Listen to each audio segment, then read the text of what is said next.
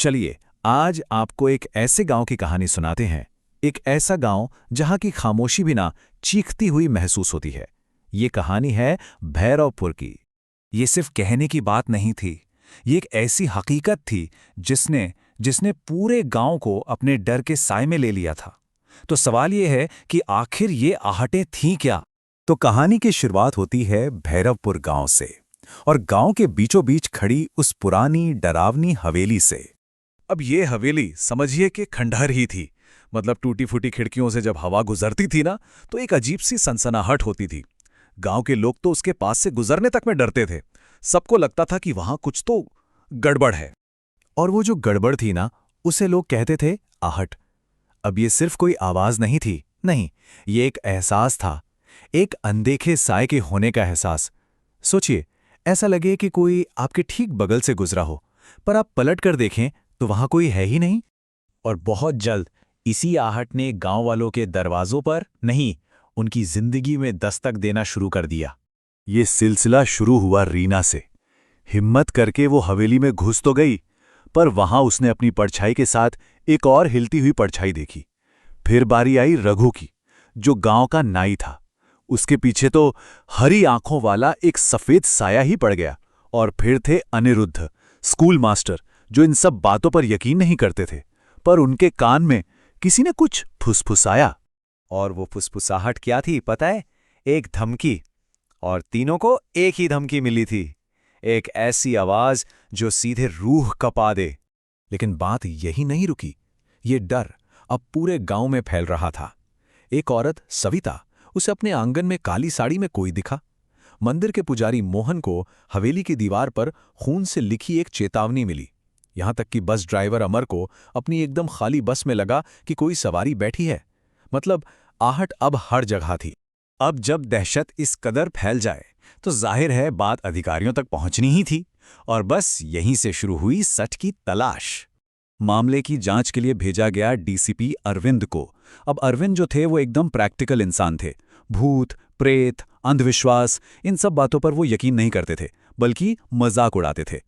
तो अब देखिए, यहां दो अलग अलग दुनियाएं आमने सामने थीं।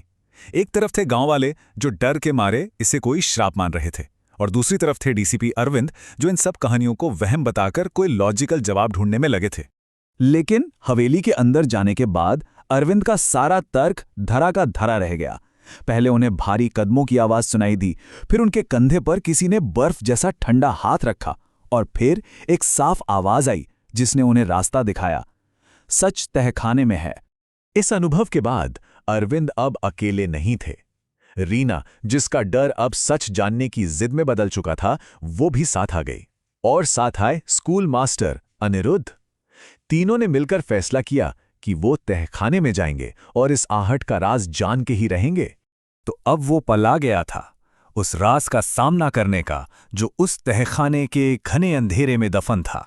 एक जंग लगा भारी लोहे का दरवाजा। उसे खोलकर वो तीनों नीचे उतरे।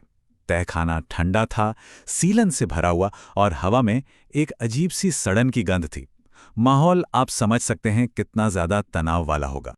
और तभी उनकी नजर दीवार पर पड़ी। वहां खून से एक चेतावनी लिखी थी।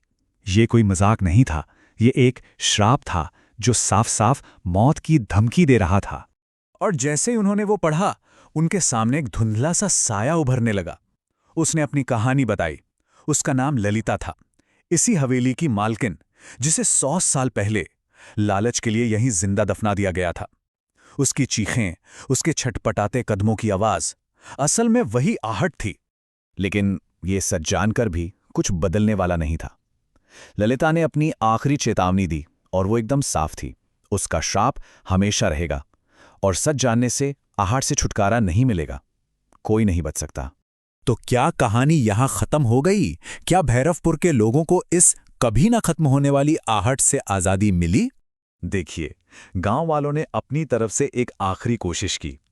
उन्होंने उस मनहूस हवेली को आग लगा दी। सोचा कि शायद इससे ललिता की आत्मा को शांति मिल जाएगी। सबने मिलकर पूजा की, और जानते हैं, कई सालों में पहली बार उस रात भैरवपुर में पूरी तरह खामोशी थी। एक सुकून भरी रात। तो क्या इसका मतलब डर का अंत हो गया? सब कुछ ठीक लग रहा था, पर कुछ ही दिन बाद रीना अपने कमरे में पड़ रही थी और अचानक उसे फिर से वो आवाज सुनाई दी। कमरे के एक कोने से कोई धीरे धीरे उसकी तरफ बढ़ रहा था, कदमों की वही जानी पहचानी आहट। देखिए, हवेली का राज तो खुल गया था, पर आहट का नहीं। गांव के लोग हवेली को तो जला सकते थे, पर उस डर को कैसे जलाते जो अब उनके मन में बस चुका था, क्योंकि आहट अब किसी हवेली में कैद नहीं थी, वो एक साया बन चुकी थी। एक ऐसा साया जो अब आजाद था और कहीं भी किसी के भी साथ हो सकता था। और शायद यही इस कहानी का सबसे डरावना हिस्सा है कि डर की असली आहट किसी हवेली या किसी भूत से नहीं, बल्कि हमारे अपने अंदर से आती है।